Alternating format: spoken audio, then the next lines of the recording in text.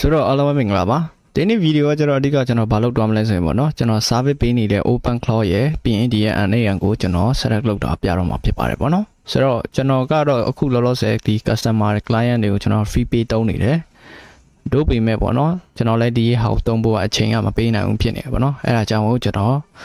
တော်ရဲ့ဒီ open cloud တုံးမယ်ပြီးရင် NAN offload တုံးမယ်ပေါ့နော်ပြီးလို့ရှိရင်ကျွန်တော် Telegram bot နဲ့ချိန်မယ်ဆိုတော့အဲ့ဒါကိုကျွန်တော် record လုပ်ထားပြီးတော့မှကျွန်တော်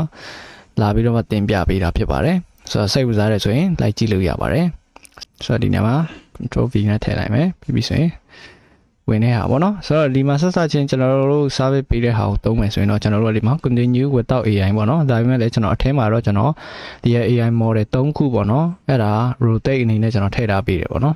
ဒီမှာ continue without AI ကိုဝင်နှိပ်လိုက်အောင်ပဲဆိုတော့အဲ့ဒါပြီးသွားပြီဆိုရင်ကျွန်တော်တို့ရဲ့ open cloud ကိုစပြီးတော့သုံးလို့ရပြီဒါပေမဲ့လောလောဆယ်ကကျွန်တော်တို့ဒီမှာတွားကြည့်လိုက်မယ်ဆိုရင် channel ဆိုတဲ့နေရာမှာကျွန်တော်တို့ဘယ် channel မှမချက်တာlink မလုပ်ထားဘူးပေါ့နော်ဆိုတော့Telegram ကိုကျွန်တော်တို့ open cloud နဲ့ဘယ်လို check လဲဆိုရင်တော့ပေါ့နော်ကျွန်တော်တို့အရင်ဆုံးဒီကျွန်တော်တို့ဒီရဲ့ Telegram မှာရှိတဲ့ bot folder တွေကိုတွားလိုက်ပါတော့ bot folder တွေကိုတွားပြီးတော့မှကျွန်တော်တို့ကဒီမှာ // နေပြီးတော့ဒီမှာ new ပေါ့နော်ကျွန်တော်တို့ဒီမှာ new bot ဆိုပြီးတော့နှိပ်လိုက်မယ်ပေါ့နော်ဆိုတော့အဲ့နေရာမှာဆိုရင်တော့ကျွန်တော်တို့ဒီမှာ new ပေါ့နော် how are you going to call it ပေါ့နော်ဆိုတော့ကျွန်တော်တို့ရဲ့ bot နာမည်ပေးမယ်ပေါ့နော်အဲ့ဒါမဲ့ကျွန်တော်တို့ဒီမှာIsaac Isaac VPS လို့ပဲရေးလိုက်မယ်ပေါ့နော်ဆိုတော့ကျွန်တော်ဒီမှာ Isaac VPS ဆိုပြီးတော့မှကျွန်တော်2ရဲ့ bot ကိုတို့ရေးပြလိုက်မယ်ပြီးပြီဆိုရင်ကျွန်တော်ဒီမှာ username ရေးပြရမှာပေါ့နော် username ကကျွန်တော်နောက်ဆုံးမှာ BOD bot ဒါမှမဟုတ်ဒီရဲ့ underscore bot ဆိုပြီးတော့မှဆုံးအောင်ပေါ့နော်ဒီမှာကျွန်တော်ဒီမှာ Isaac VPS ဒီလိုပဲ Isaac VPS bot လို့ပဲရေးလိုက်ပေါ့နော်ဒါဆိုရင်တော့ကျွန်တော်တို့ဒီမှာကျွန်တော်တို့ဟာရသွားပြီဒီမှာထိုးကောင်ကျွန်တော်တို့ဒီမှာ copy ယူလိုက်မှာပေါ့နော်ပြီးပြီဆိုရင်ကျွန်တော်တို့ကဘယ်မှာသွားမလဲဆိုရင်ကျွန်တော် open cloud တွေကိုသွားမယ်ပြီးပြီဆိုရင်ဒီနေရာမှာ channel ကိုနှိပ်မယ်ပေါ့နော်ကျွန်တော်ချိန်မှာဒီ Telegram ဖြစ်တဲ့တန်းကြောင်းပေါ့နော်ကျွန်တော်တို့ဘယ်မှာထည့်ရမလဲဆိုရင်ဒီမှာ Telegram bot ထိုးကန်ထဲမှာတွားပြီးတော့မှဒီမှာတွားပြီးတော့ထည့်လိုက်မယ်ပေါ့နော်ခုန copy ထားလေ okay ဒီမှာကျွန်တော်တို့ထည့်လိုက်ပြီပေါ့နော်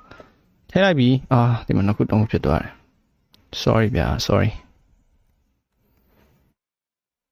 okay ဒီမှာထည့်မယ် control V တစ်ချက်ပဲနှိပ်လိုက်မယ်ပေါ့နော်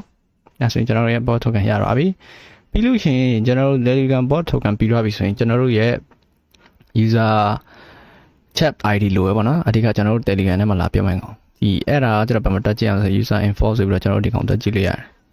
်ဆိုတော့ဒီရဲ့ user info ကကျတော့ကျွန်တော်တို့ဟိုမောင်းမှာဆိုလို့တက်ကြအောင်ပေါ့နော်ကျွန်တော်တို့ဒီမှာ user info bot ဆိုတဲ့ကောင်လေးရှိအဲ့ဒီနေရာမှာကျွန်တော်တို့ရဲ့ဒီအပေါ်ဆုံးမှာပေါ့နော်ဒီအပေါ်ဆုံးမှာကျွန်တော်တို့ရဲ့ chat ID လေးလာပေါ်တယ်အဲ့ကောင်ပဲ copy ယူလိုက်ပေါ့နော်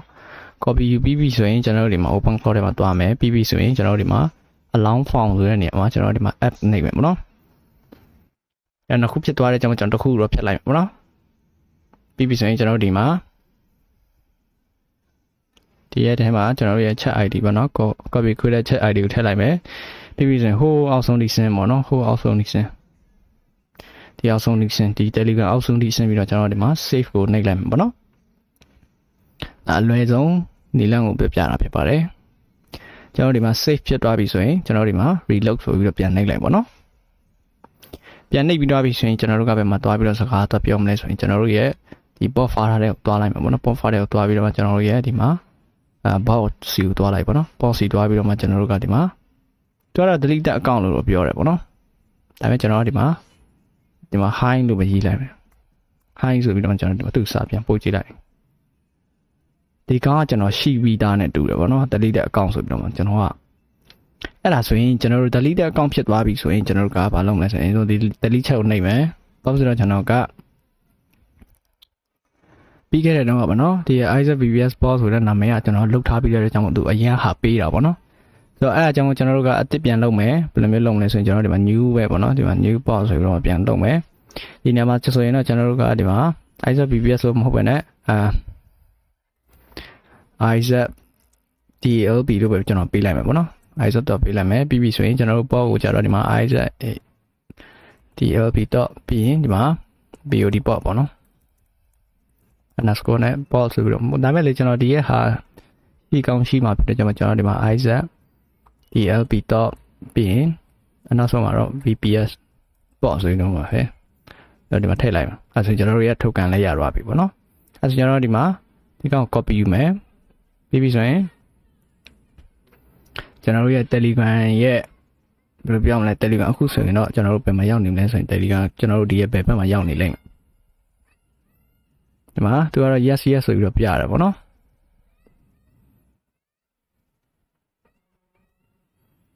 ကျွန်တော်အဲ့ပြီးရင်ဒီမှာ Telegram bot ဆိုပြီးတော့မှဒီမှာ Telegram bot ရှိတဲ့အထက်မှာကျွန်တော်တို့က private 3လောက်လိုက်မယ်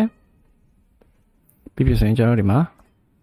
page လောက်လိုက်မယ်ပေါ့နော် page လောက်ပြီးသွားပြီဆိုရင်ဒီအောက်ဆင်းမယ်အောက်ဆင်းပြီးတော့မှမလုပ်မလဲဆိုရင်ကျွန်တော် save နှိပ်မယ်ပေါ့နော်ဒီမှာ save နှိပ်လိုက်မယ် save ပြီးသွားပြီဆိုရင်ကျွန်တော်တို့ကဒီမှာ reload လေးပြန်နှိပ်ရမှာပေါ့နော်တော့ဆို save မဖြစ်နေသေးရဲ့ပြီးဆိုရင်ကျွန်တော်တို့ဒီမှာ reload နှိပ်လိုက်မယ်ပေါ့နော်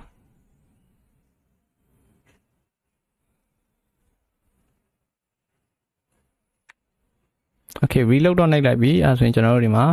ဒီတိုင်း check ထဲကိုပြန်တွားလိုက်ပါပေါ့နော်ပြီးပြီဆိုရင်ကျွန်တော်ကဒီမှာသူ့ကိုဒီတိုင်း save ထားလိုက်မယ် save ကြည့်လိုက်ပါပေါ့နော်ဒီကျွန်တော်ဒီမှာ refresh နှိပ်မယ်ပြီးပြီဆိုရင်ကျွန်တော်ဒီမှာကျွန်တော် board ထဲမှာတွားလိုက်ပြီပေါ့နော် board ထဲမှာတွားပြီးပြီဆိုရင်ကျွန်တော်တို့ဒီရဲ့ box တွားမှာကျွန်တော် hello ဆိုတာနှိပ်မှာပေါ့နော်ဒီနေရာမှာကျွန်တော်တို့က start ဆိုပြီးတော့နှိပ်ပေးရမှာဒါပေမဲ့ကျွန်တော်ဒီမှာဘာဖြစ်နေမလဲဆိုရင်တော့sorry ဒီပေါ်မှာ start ဆိုတဲ့ခေါင်းလေးရှိရပါတော့ကျွန်တော်ဒီမှာပေါ်မှာ start ဆိုပြီးတော့နှိပ်လိုက်အောင်မယ်နော်ဗျာအစင်ကျွန်တော်ဒီမှာကျွန်တော်ရဲ့ VPS က typing လုပ်နေပြီပေါ့နော်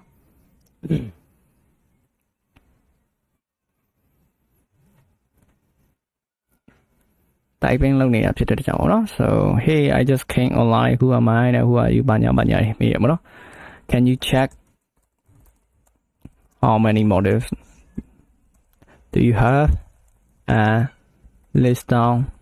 the model list ပေါ့နော် AI model ဆိုတော့ကျွန်တော်ဒီမှာသူ့ကိုလောက်ခိုင်းလိုက်မယ်အဲဆိုကျွန်တော်ဒီမှာဒီကျွန်တော်ရဲ့ bot ကဒီမှာလာပြီးတော့မှဟိုလောက်လိုက်မယ်ပေါ့နော်ဆိုတော့စချင်းကတော့ဒီ bot create လုပ်ပါပဲနောက်ပိုင်းကျရင်ကျွန်တော်ဒီမှာနာမည်ချင်းတာပုတ်ထည့်တော့ကိုယ့်အကူကြိုက်လို့လုပ်လို့ရတယ်ကျွန်တော် basic fundamental web ပြောတာပေါ့နော်အဲဆိုရင်ကျွန်တော်တို့ဟာကကျွန်တော်ရဲ့ bot က typing လုပ်နေတယ်ဘာညာကြီးလုပ်နေရပေါ့နော်ဆိုတော့